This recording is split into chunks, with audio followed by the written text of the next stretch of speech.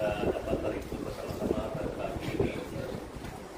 Seperti mana yang kami sudah bincang dalam masyarakat minggu yang lalu, kebaktian kita memang kita usaha berlakukan pada pukul 9:30. Jadi jemaat Tuhan yang sudah lama di sini, kita berusaha karena jadwal kita sudah lama dipaparkan di bawah maupun di atas ini 9:30. Adapun kita mau menggunakan masa kita tepat karena banyak tugas kita, ada juga acara kita yang lain lah, pergi bersama dengan keluarga setelah kebaktian. Oleh itu bagi anggota sidang yang ada pada pagi ini, tolong beritahu kepada keluarga, beritahu kepada kawan-kawan bahwa gereja kita BMK Sekurnia ini akan berusaha memulai kebaktian kita pada masa yang tepat. Oleh itu anggota gereja ataupun hamba Tuhan yang mengambil bagian setiap kali pada pagi Ahad didorong untuk tepat masa. Kita lah tim yang perlu ikut masa. Kita akan membawa gereja Tuhan untuk beribadah tepat pada 9:30. Jadi kalau nama kamu dijadwalkan untuk memimpin main alat musik, tolong ikut masalah, karena kita berusaha walaupun memang kita banyak keterbatasan, tapi kita berusaha memulai kebaktian kita tepat pada pukul 9:30. Jadi itu putusan masyarakat, kita berusaha untuk mengikuti masa kita sebaik mungkin. Dalam bulan November bulan 11 ini kita belajar tentang pribadi Roh Kudus. Seperti mana nyanyian kita yang terakhir ini, Roh Kudus kau hadir di sini. Memang Roh Kudus senantiasa hadir dalam pertemuan-pertemuan orang-orang percaya. Apakah lagi kalau di dalam rumah Tuhan seperti ini? Kita sangat percaya bahwa Roh Kudus itulah yang selalu hadir, yang selalu memimpin kita, yang selalu menolong kita. Tanpa penyertaan pertolongan Roh Kudus, sebagai gereja Tuhan memang kita tidak mampu. Mulai dari pendeta, mulai dari pastor, siapapun sampai anggota gereja biasa, tanpa kehadiran penyertaan Roh Kudus memang kita tidak dapat. Amin. Itu sebabnya kita percaya pribadi ini selalu menyertai kita, selalu menolong kita. Karena Roh Kudus itulah yang diutus setelah Yesus naik ke surga. Roh Kudus itulah yang menyertai kita, menggantikan Tuhan Yesus.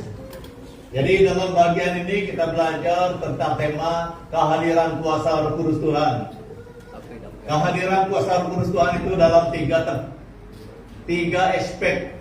Yang pertama, Roh Kudus itu adalah guru kita. Kalau guru ini dia mengajar banyak perkara. Dan yang kedua itu Roh Kudus adalah yang membantu kita, yang selalu membantu kita. Dan yang ketiga, Roh Kudus Tuhan itu memberi kuasa.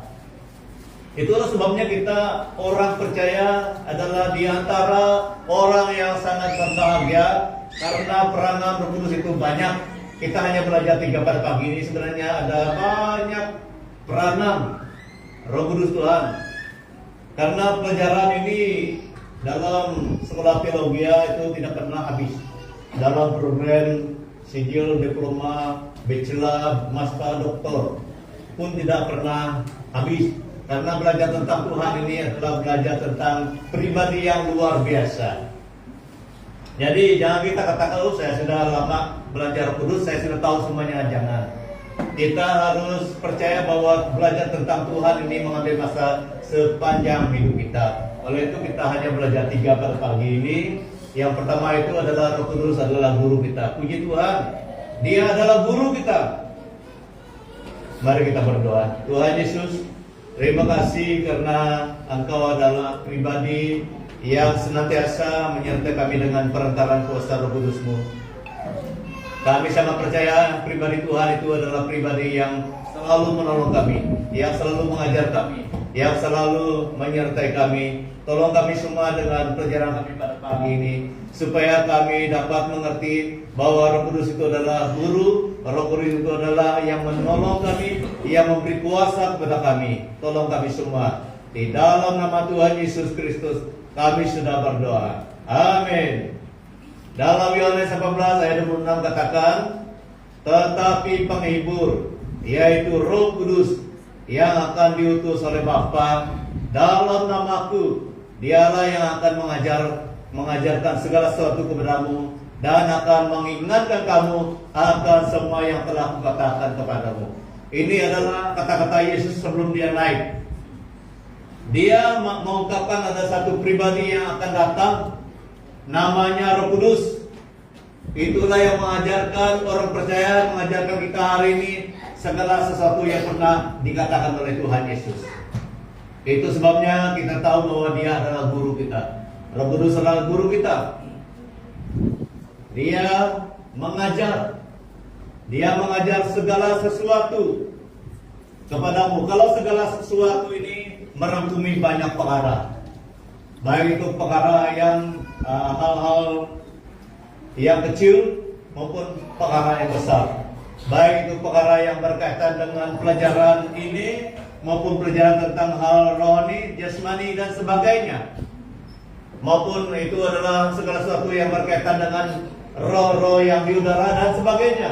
Dia akan mengajar kita banyak perkara. Kalau kita melihat murid-murid Tuhan Yesus itu, mereka mengikuti dia selama 3 tahun lebih. Selama 3 tahun lebih itu merupakan satu masa yang tidak cukup sebenarnya. Tetapi itulah yang dipakai oleh Tuhan Yesus untuk mengajar murid-muridnya. Tetapi apabila Yesus naik, Roh Kudus itulah yang menolong murid-muridnya bersaksi. Minggu lepas kita belajar tentang mereka adalah, kebanyakan mereka nelayan. Kebanyakan mereka adalah orang yang tidak berpendidikan. Tetapi apabila mereka dipenuhi dengan kuasa Roh Kudus, mereka boleh bersaksi. Mereka boleh menyatakan sesuatu yang daripada Tuhan Yesus. Kalau saya ingat, ini merupakan satu hal yang senantiasa dinyatakan dalam kehidupan kita orang percaya. Kenapa kita boleh bersaksi? Karena Roh Kudus mengajar kita. Saya ingat itu mendiang bapak, saya dulu tidak pernah pergi sekolah. Dia sudah mempunyai banyak anak, ada kurang lebih 6 begitu anak dia. Baru dia pergi sekolah pelayan di Lomati. Umur bapak mungkin kurang lebih 40 lebih lah waktu dia pergi sekolah pelayan, ataupun 30 lebih, 40 lebih begitu dia pergi sekolah pelayan. Dengan pikiran yang kosong, dengan hati yang tidak pernah masuk sekolah perintah, dia berusaha pergi belajar dengan misionari pada masa itu dulu aktif. Waktu diajar pelan-pelan itu mengambil masa kurang lebih dalam berapa bulan lah, 1 bulan balik lagi begitu, 1 bulan, kurang lebih 2 bulan 3 bulan begitu mereka belajar sekolah pelayan. Tetapi bapak yang tidak pernah masuk sekolah kerajaan dapat ditolong bersama dengan teman-temannya, boleh membaca kitab, boleh menulis, boleh juga berbahasa Malaysia, karena ada Roh Kudus mengajar. Itu adalah tanda-tanda Roh Kudus mengajar melalui pendeta-pendeta, melalui hamba-hamba Tuhan. Jadi saya pikir kamu pun lihat orang seperti itu, tidak pernah di bangku sekolah kerjaan, tetapi apabila belajar Alkitab, belajar sekolah pelayan, belajar di tempat seminari, dapat belajar, dapat mengerti firman Tuhan. Ada satu orang juga yang bersama dengan Mak Grace juga di sekolah Injil di Long Lama dulu. Itu pun sama dengan bapak juga. Tidak pernah pergi sekolah karena dia orang tenang di dalam hutan. Dia pergi sekolah Injil. Dia pergi sekolah Injil, tapi bekal dia adalah dia belajar dengan angkal dia, Cigu dasar Uning, nama Cigu tuh. Dia guru besar Uning apa tuh? Dia punya angkal. Dia belajar dengan angkal dia tuh. Uning Bung. Dia belajar dengan Cigu Uning. Dia belajar, tidak tahulah bagaimana Cikgu Ning mengajar dia, karena dia betul-betul sudah berusia, kurang lebih ada 30 lebih tahun itu. Tetapi ada modal sedikit daripada Cikgu Ning Angkal itu pergi sekolah Injil STP Long Lama. Belajar, dapat juga tamat 3 tahun. Kenapa? Karena Roh Kudus menolong dia. Dan dia pergi lawas juga, dia ambil diploma dia. Dan kalau tidak silap dia ambil bicela juga. Ini adalah tanda-tanda bagaimana Tuhan menggunakan Roh Kudus menolong dan melengkapi orang-orang yang percaya seperti kita. Amin. Jadi saya rasa kita di sini semua ada pendidikan. Jadi Roh Kudus lebih senang menolong kita. Itu sebabnya kita tidak boleh berhenti belajar firman Tuhan. Karena dari firman Tuhan itu Roh Kudus selalu mengajar kita. Yang kedua, Roh Kudus adalah guru kita. Dia selalu mengingatkan kamu akan semua yang kukatakan, kata Yesus. Dia mengingatkan apa yang pernah Yesus katakan. Apa yang Yesus katakan itu adalah firman Tuhan. Firman Tuhan selalu dinyatakan kepada orang yang rindu akan perkataan Tuhan. Itulah dalam Matius 5 katakan, berbahagialah orang yang lapar dan haus akan kebenaran, karena mereka akan dipuaskan. Jadi kalau kita melihat Lukas 24 ayat 8 ini merupakan satu rombongan perempuan pergi ke kubur Yesus. Waktu mereka pergi ke kubur Yesus, mereka berjumpa dengan malaikat. Dia tidak ada di sini, kata malaikat. Dan barulah mereka ingat, kata dia mendahului kamu ke Galilea. Jadi dengan perantaran kuasa Roh Tuhan, mereka ingat apa yang pernah dia katakan. Dia mendahului kamu ke Galilea. Dia sudah bangkit. Dia tidak mati selama-lamanya. Dia sudah bangkit. Jadi itu dalam Lukas 24 ayat 8 itu, di mana malaikat menyatakan bahwa dia tidak ada di kuburan, dia sudah bangkit. Dia sudah pergi ke Galilea menemui mereka. Mereka harus berjumpa dengan dia di Galilea.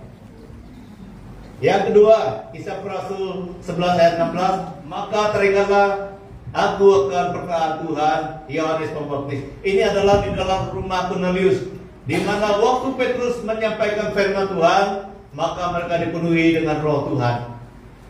Mereka juga ingat apa yang pernah dikatakan oleh Tuhan. Jadi Bapak Ibu saudara-saudari, ini kelebihan kita orang Kristen. Waktu kita baca firman Tuhan, kita harus berdoa, Tuhan tolong saya.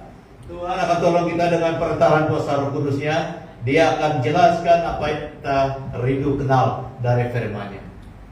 Walaupun kamu tidak pergi sekolah Injil, tidak semestinya sekolah Injil baru kamu paham firman Tuhan, tidak. Kita harus mempunyai kerinduan, mempunyai kehausan untuk mengenal firman Tuhan seperti dalam Matius 5 itu. Tuhan akan menjelaskan firman itu dengan perantaran kuasa Roh Kudusnya.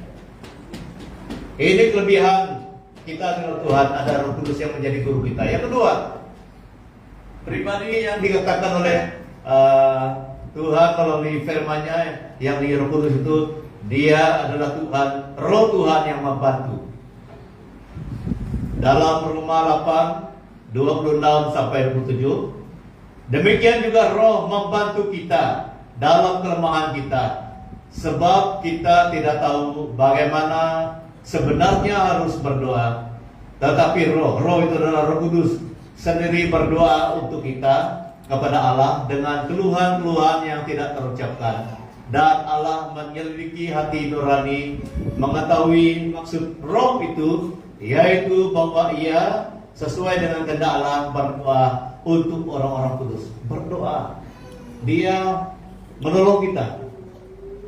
Waktu kita berdoa, waktu kita mengungkapkan isi hati kita pada Tuhan, memang tidak lengkap.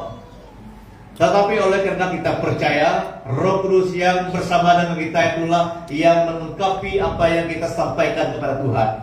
Ini maksudnya Roh Tuhan membantu kita dalam kelemahan. Kelemahan itu bukan lemah tubuh saja. Kelemahan itu adalah kekurangan, keterbatasan kita. Semua kita kekurangan, semua kita terbatas dalam banyak perkara. Itu arti kelemahan itu. Kelemahan itu bukan kegagalan kita, bukan apa yang sudah kita gagal lakukan. Tidak, itu bukan artinya kelemahan. Kelemahan yang dimaksudkan itu adalah keterbatasan kita, kekurangan yang ada pada kita karena kita manusia biasa. Itu sebabnya kalau kita melihat waktu Yesus datang ke bumi ini, dia tekun berdoa karena dia di dalam tubuh manusia. Kalau kamu baca peristiwa di mana dia datang menjadi manusia, dia begitu tekun berdoa. Awal-awal pagi dia sudah berdoa. Itu Yesus.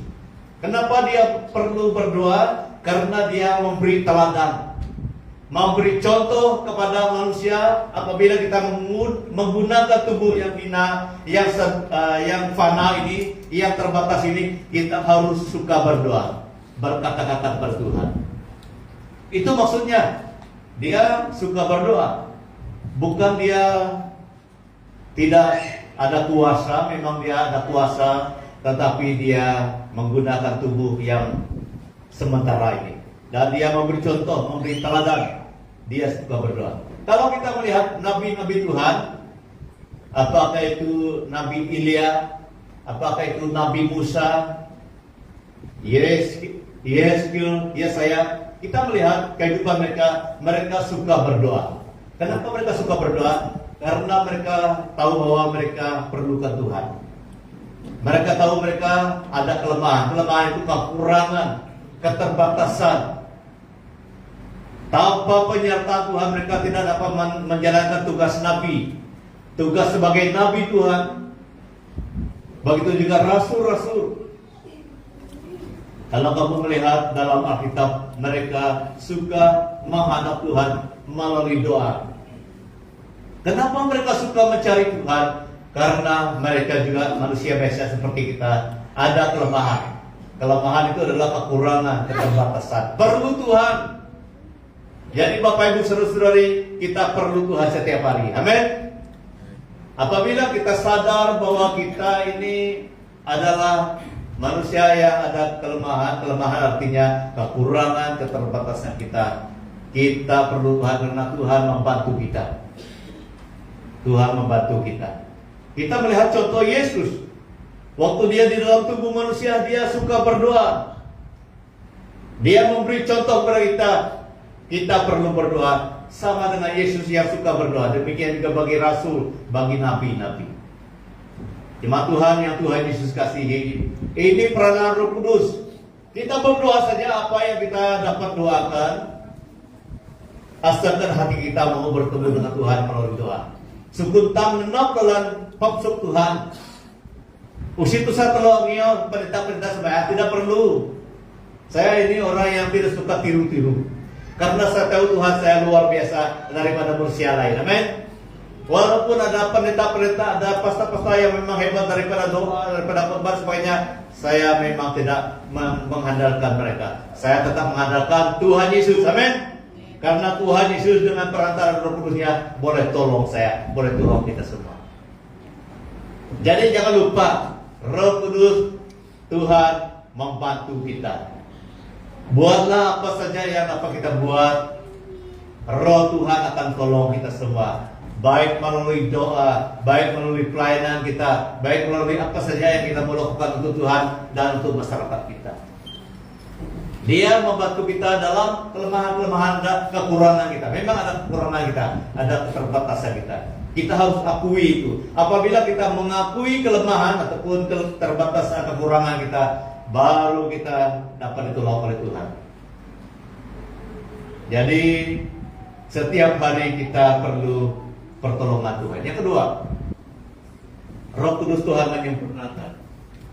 Kalau kita melihat dalam teks itu tadi, sebab kita tidak tahu bagaimana sebenarnya harus berdoa. Tetapi Roh sendiri berdoa untuk kita kepada Allah dengan keluhan-keluhan yang tak terucapkan, yang tidak terucapkan. Ini peranan Roh Kudus. Dia akan menyempurnakan doa kita. Dia akan menyampaikan lebih baik lagi daripada kita. Jadi apabila kita kenal Mesias ini, apabila kita kenal kebenaran ini, jangan lagi malu berdoa. Jangan lagi takut berdoa. Karena memang tahu memang kita semua ini ada kekurangan. Memang kita tidak sempurna berdoa, siapapun kita. Pendeta pun memang ada kekurangan, semua kita. Jadi kita harus percaya Roh Kudus itulah yang menolong kita. Jadi kalau kita melihat Yohanes 14 ayat 16, Yohanes 14 ayat 16, aku akan minta kepada Bapa dan Ia akan memberikan kepadamu seorang penolong yang lain supaya Ia menyertai kamu selama-lamanya. Matius 28 ayat 20b. Dan ketahuilah aku menyertai kamu senantiasa sampai akhir zaman. Apa arti kata Tuhan Yesus? Aku itu adalah Tuhan. Tuhan yang menyertai kita sampai akhir zaman itu adalah Roh Kudus Tuhan. Karena Allah Bapa, Allah Anak, Allah Roh Kudus itu sama. Dia adalah pribadi yang bersatu. Kita tidak menyembah tiga Tuhan, tetapi kita menyembah Tuhan yang luar biasa. Dia ada di surga, dia pernah menjadi manusia, dan dia naik ke surga sesudah menyelesaikan karya keselamatan, dan Roh-Nya turun menyertai kita. Itu adalah Roh Kudus. Jadi aku yang menyertai kita sampai akhir zaman itu adalah Roh Kudus Tuhan. Kenapa Roh Kudus Tuhan? Karena itu adalah pribadi Tuhan juga. Demikian juga janji Tuhan sudah digenapi. Dia meminta, Yesus meminta daripada Bapa. Ini kalimat yang luar biasa, karena seakan-akannya ada dua. Tidak. Ini merupakan satu petanda bahwa Yesus waktu dia menjadi manusia, dia menyatakan kerendahan hatinya, menghormati Bapa yang di surga. Kalau Yesus sudah menjadi contoh menghormati Bapa di surga, kita perlu menghormati Bapa di surga. Amin. Dia menyatakan, aku akan meminta itu, membuktikan bahwa dia tunduk kepada yang lebih tinggi daripada dia. Waktu itu karena waktu itu dia menjadi manusia. Ini rahasia Tuhan. Kenapa dia begitu? Kenapa dia perlu minta daripada Tuhan? Sedangkan dia Tuhan. Kita tidak perlu bahas banyak tentang itu. Yang kita lihat di sana itu adalah kerendahan hatinya waktu dia menjadi manusia. Dia tinggalkan kemuliaannya di surga. Dia tinggalkan kedaratannya di surga. Dia menjadi manusia, hina menjadi manusia. Dia katakan, aku minta kepada Bapa. Dia menunjukkan bahwa dia menghormati Bapa. Dia menunjukkan bahwa dia merendahkan dirinya sebagai manusia, menghormati Bapa. Jadi kalau kita orang Kristen tidak menghormati Bapa surgawi kita, ini sudah berlawanan dengan Tuhan Yesus. Karena Tuhan Yesus sudah menjadi contoh, sudah memberi contoh, dia rendah hati. Walaupun dia Tuhan menjadi manusia, dia tinggalkan satu teladan, dia tunduk kepada yang lebih tinggi. Jadi kita lebih rendah daripada Tuhan Yesus. Kenapa kita tidak tunduk kepada yang lebih tinggi daripada kita? Amin. Siapa yang lebih tinggi daripada kita? Tidak lain tidak bukan, itu adalah Tuhan Yesus. Jadi mari kita belajar rendah hati. Karena satu pelajaran yang saya lihat di sana adalah dia menunjukkan dia rendah hati, menghormati yang mengutus dia. Jadi kalau dia belajar rendah hati, kita pun perlu rendah hati. Jadi apatah lagi kalau Roh itu bersama dengan kita lebih lagi bangga dan tetap rendah hati, karena ada pribadi Tuhan bersama, ada pribadi Tuhan yang melihat kita siang dan malam. Kita perlu ketahui. Dan yang lebih istimewa lagi, dia menyertai kita sampai akhir zaman itu. Siapa dia itu? Roh Kudus Tuhan. Roh Kudus Tuhan menyertai kita sampai selama-lamanya, Bapak Ibu. Jadi walaupun kamu bersendirian di mana, percayalah, kamu tidak sendirian. Kita tidak sendirian. Ada Roh Kudus Tuhan bersama dengan kita. Amin. Ada Roh Kudus Tuhan. Ini yang buat saya semangat melayani Tuhan. Walaupun saya tidak sama dengan yang lain, memang saya banyak kekurangan, tapi saya bangga karena Roh Kudus Tuhan bersama dengan saya, bersama dengan kita semua. Kita harus ingat ini. Kalau kita mempunyai bawaan, mempunyai masalah, ceritakan saja kepada Tuhan melalui doa kita.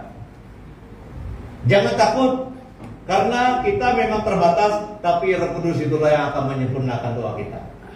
Karena dia menyertai kita selama-lamanya. Yang terakhir pada hari ini, dia memberi kuasa. Ini pun perlu kita banggakan, perlu kita syukuri. Bangga yang saya maksud itu, kita harus berterima kasih kepada Tuhan yang telah memberi kuasa kepada kita. Tetapi kamu akan menerima kuasa kalau Roh Kudus turun atas kamu, dan kamu akan menjadi saksiku di Yerusalem dan seluruh Yudea dan Samaria sampai ke ujung bumi. Message yang pertama ini diterima oleh muridnya. Muridnya itu kebanyakan mereka adalah orang Yerusalem. Yerusalem itu adalah tempat kediaman mereka. Seluruh Yudea itu adalah ibu kota mereka. Karena contohnya kita Sarawak ini berada di Malaysia. Jadi Malaysia itu adalah sama dengan Yudea. Dan mari kita terapkan message ini untuk kita hari ini. Yerusalem itu adalah tempat kita sekarang, Miri ataupun Baram.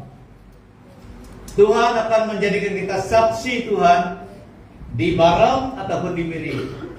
Jadi Baram itu di mana? Baram itu dalam Sarawak ini. Itu sama dengan Yudea. Samaria itu adalah bangsa lain. Bangsa lain bagi orang Yahudi adalah Samaria. Bangsa lain bagi kita adalah yang di sebelah kita yang belum percaya, itu Samaria. Dan sampai ke ujung bumi. Tuhan akan pakai kita dengan caranya, tetapi kita percaya. Kita harus percaya. Jadi ingat, Yerusalem itu adalah tempat kelahiran kita ataupun tempat kediaman kita. Karena message pertama itu ditujukan pada murid-muridnya dan orang-orang percaya dari Yerusalem. Penerapannya adalah di tempat kita sini, Baram, Miri. Tetapi sebelum kita menerima kuasa itu, kita ingat pelajaran kita minggu lalu. Minggu lalu firman Tuhan mengajak kita, Efesus 1 ayat 13 itu, bagaimana Roh Kudus boleh datang kepada kita. Kita dengar dulu firman, kita percaya dulu firman, baru Roh Kudus dapat memeterai kita. Sama juga dengan apa yang kita belajar hari ini. Roh Kudus akan datang, Roh Kudus akan diberikan kepada kita, ataupun kita akan menerima Roh itu, kuasa itu, ataupun Roh itu boleh mendiami kita kalau kita percaya firman Tuhan. Ada connectionnya dengan message minggu lalu. Kalau kamu membaca Efesus 1 ayat 13, kalau kita percaya firman Tuhan, maka Roh Tuhan itu akan diberikan menandakan kita. Jadi apabila Roh Tuhan itu di dalam kita, barulah ada kuasa. Barulah kita ada kuasa seperti Petrus. Kalau kita membaca Kisah Rasul 5 ayat 29, tetapi Petrus dan Rasul-Rasul itu menjawab, kita harus lebih taat kepada Allah daripada kepada manusia. Karena pada masa itu Petrus dan Yohanes dan Yakobus juga kawan-kawan yang lain dilarang. Mereka dilarang untuk memberitakan nama Yesus, firman Tuhan, mereka dilarang. Tetapi mereka sudah disertai oleh Roh Kudus. Itu mereka berani mempunyai satu pengakuan yang kita baca pada hari ini. Kita harus lebih taat kepada Tuhan Allah daripada kepada manusia. Tantangan hidup ini tidak pernah berhenti. Tantangan hidup yang dialami oleh Petrus dan kawan-kawannya adalah penolakan nama Yesus, melarang nama Yesus diberitakan, melarang orang Kristen berkembang. Tetapi kita harus ingat, Roh Tuhan di dalam kita. Apabila ada Roh Tuhan dalam kita, kita tidak berhenti menjadi orang Kristen. Kita tidak berhenti menjadi anak Tuhan. Amin. Jadi jangan kita lupa, ini yang satu keperluan kita. Apabila kita mau setia kepada Tuhan sampai hidup kita, kita pastikan hidup kita sudah dipenuhi, sudah disertai oleh Roh Kudus Tuhan itu. Dengan prinsipnya Efesus 1:13 itu, kita harus percaya firman. Kita harus dengar firman dan percaya firman, baru Roh Kudus memeteraikan kita. Dan yang kedua, Kisah Rasul 3:6, tetapi Petrus berkata, emas dan perak tidak ada padaku, tetapi apa yang kupunyai kuberikan kepadamu. Demi nama Yesus Kristus, orang Nazaret itu, berjalanlah. Ini merupakan sesuatu yang ada pada kita, yang pernah ada pada Petrus. Kenapa kuasa nama Yesus ada pada kita? Karena kita sudah percaya pada Tuhan, percaya pada firman Tuhan, sehingga Roh Kudus di dalam kita. Demi nama Yesus berjalanlah. Mas DPR tidak ada. Jadi mungkin kamu pun ada pengalaman bagaimana kuasa itu bersama dengan kamu. Ada beberapa kali saya pernah doakan orang yang kerasukan waktu di Barlam. Waktu sebelum berdoa, saya harus pastikan saya ada iman. Saya pastikan saya mempunyai pegangan firman. Ini yang perlu. Sebelum kita berdoa, sebelum kita buat pelayanan, ini pengalaman saya. Saya cek hati saya cek diri saya sendiri. Sebelum saya doakan orang, saya perlu pastikan dalam hati saya ada iman, ada pegangan kepada firman Tuhan. Jadi saya berdoa, Tuhan, sebelum saya berdoa bagi orang kerasukan ini, saya percaya Engkau adalah Tuhan yang berkuasa. Saya tidak ada kuasa Tuhan, tetapi Engkau yang tepatnya saya beriman, itulah yang mempunyai kuasa. Setiap kali sebelum saya mendoakan orang sakit kah, orang kerasukan kah, orang apakah, saya harus pastikan iman saya tetap kuat. Dan waktu saya berdoa, saya percaya apapun yang terjadi itu bukan kuasa saya, itu kuasa Tuhan. Amin. Jadi itu yang ada pada kita. Harta yang lain mungkin tidak ada, tapi yang ada pada kita adalah ada kuasa Yesus yang bersama dengan kita, seperti yang dikatakan oleh Petrus. Waktu dia katakan demi nama Yesus berjalanlah. Jadi waktu itu memang Tuhan bekerja. Itu bukan kuasa Petrus, itu kuasa Yesus yang bersama dengan dia. Jemaat Tuhan yang terkasih, kita semua mempunyai itu. Tetapi pastikan kita betul-betul percaya kepada Dia yang akan menyatakan kuasanya. Yang akan menyatakan kuasanya. Ada satu kali saya berdoa bagi seorang penan. Ini waktu saya praktikal, belum lagi konvol. Saya kelas 2 waktu itu. Mungkin kamu orang tahu teman Lit yang dari Umbria itu, dia sudah dipanggil Tuhan. Kami dua, dia gembala waktu itu. Saya praktikal dengan dia. Kami pergi doa, istri seorang pengulu penan. Ini pengalaman betul-betul. Kami doakan. Ada satu benda yang keluar daripada telinga dia, dibungkus dengan kain putih. Saya heran, waktu itu pertama kali saya melihat ada satu benda yang keluar daripada telinga itu. Kamu lihat keset yang dulu lah, audio keset itu ada yang putih juga di tepi itu ada 2 tuh. Itu yang ada di dalam rola itu, di dalam rola itu ada jarum. Saya betul-betul heran waktu itu, 1997 kelas 2 saya waktu itu. Karena waktu itu dia mempunyai penyakit, kata mereka dia diberi jampi lah, dia dikenakan jampi. Waktu kami doa dalam nama Yesus, itu barang keluar dari telinga dia. Dibungkus dengan kain putih. Saya buka, terutama suruh saya buka, saya heran. Di dalam rola itu ada satu jarum. Di dalam rola itu, bagaimana dia boleh keluar daripada telinga dia? Itu saya heran. Bukan saja jarum, bagaimana rola itu boleh keluar? Karena kita punya telinga ini bukan besar sangat, tapi rola itu besar. Kamu yang dulu mungkin tahu itu audio cassette itu, Pak. Ada 2 di ujung kan, satu sebelah satu belah. Itu yang keluar daripada telinga dia. Di dalam rola itu ada jarum lagi. Yang mengherankan kenapa dia boleh keluar? Itu karena kuasa Tuhan. Amin. Kuasa Tuhan. Saya buka bungkusan yang dari dalam itu merah. Ada 2 bungkusan, yang di dalam itu merah, baru dia rola itu, baru dia jarum itu, dan dibungkus dengan kain putih. Itu kuasa jahat, tetapi kuasa jahat itu dikalahkan oleh kuasa Tuhan kita Yesus Kristus. Amin. Ada beberapa kali saya melihat ini dalam pelayanan. Apalagi sudah ditempatkan di dalam pelayanan.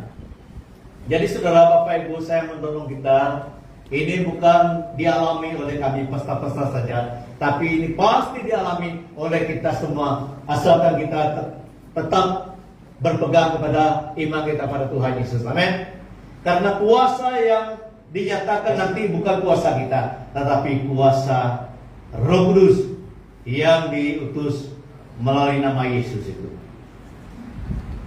Pagi ini saya mendorong kita semua supaya kita terus kuat dalam Tuhan, karena ada sejak cara-cara Tuhan menyatakan kuasanya melalui kita. Yang terakhir, Roh Kudus Tuhan memberi kuasa juga, memberi kuasa sehingga kita boleh menjadi saksi. Itu artinya Yerusalem tadi adalah tempat kediaman kita, Barak ataupun Miri. Itu Yerusalem bagi kita, karena kita bukan orang Yahudi, tetapi kita ada tempat kediaman, ada tempat asal kita. Tempat asal kita adalah Barak ataupun Miri. Kita akan dipakai Tuhan di tempat asal kita, di Barak ataupun Miri. Itu Yerusalem bagi kita. Kenapa kita dipakai Tuhan? Karena ada Roh Kudus Tuhan di dalam kita. Semua kita ini. Dan seluruh dunia. Mana-mana kita pergi Kucing kah, pergi Kuala Lumpur kah, Tuhan akan pakai kita. Dan Samaria itu adalah bangsa lain. Kita percaya melalui kita, bangsa lain akan mengenal Tuhan dan sampai ke ujung bumi, dimanapun kita berada. Kita bersekolah banyak di antara kita sini, seperti dekat Richard ini, sampai Amsterdam, sampai Rusia sana. Jadi itu merupakan peluang yang Tuhan beri. Mana-mana kita pergi, kuasa itulah yang menyertai kita. Demikian juga bagi Brother Joseph ini, ya, mendengar cerita dari bapak dia, banyak tempat lah. Jadi kita tidak perlu takut lah. Kita tidak perlu takut pergi ke mana-mana di seluruh dunia ini. Karena Tuhan akan pakai kita menjadi saksinya di mana kita pergi. Di tempat asal kita kah, di seluruh Malaysia ini kah, sampai ke ujung bumi, Tuhan menjadikan kita saksi. Itulah yang menjadi kebanggaan kita, karena kehadiran Roh Kudus itu, Dia menjadi guru kita. Dia mengajar kita banyak perkara. Dia menjadi penolong kita. Dia membantu kita dalam banyak perkara. Dan Dia juga memberi kuasa. Jadi kalau ada orang sakit, jangan hanya panggil pastor saja. Kamu harus percaya ada Roh Kudus dalam kita. Amin. Jadi jangan biasa menderita. Tunggu pastor dulu, baru kita doa aja. Kamu pun ada Roh Kudus. Kita semua ada Roh Kudus. Amin. Praktek. Harus berani praktek iman kita. Kalau pastor ada, puji Tuhan. Kalau penetua ada, puji Tuhan. Kalau doa tidak ada, jangan tunggu mereka ada baru berdoa, jangan. Kita semua ada Roh Kudus. Kita semua ada kuasa Tuhan. Jadi saya sengaja bahwa kita belajar ini supaya kita semakin berani. Kita percaya bahwa Tuhan pakai kita semua. Amin. Mulai hari ini, jangan lupa Roh Kudus selalu menjadi guru kita. Roh Kudus adalah Tuhan yang selalu membantu. Roh Kudus adalah yang memberi kuasa kepada kita.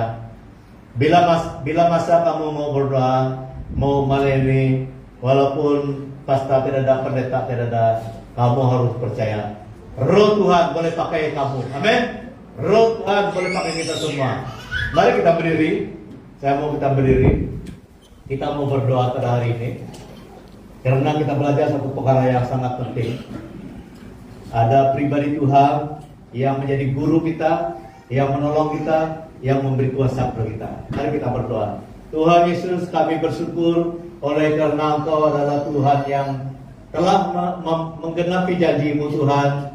Engkau telah memberi kami Roh Kudus-Mu, karena kami percaya kepada firman-Mu Tuhan.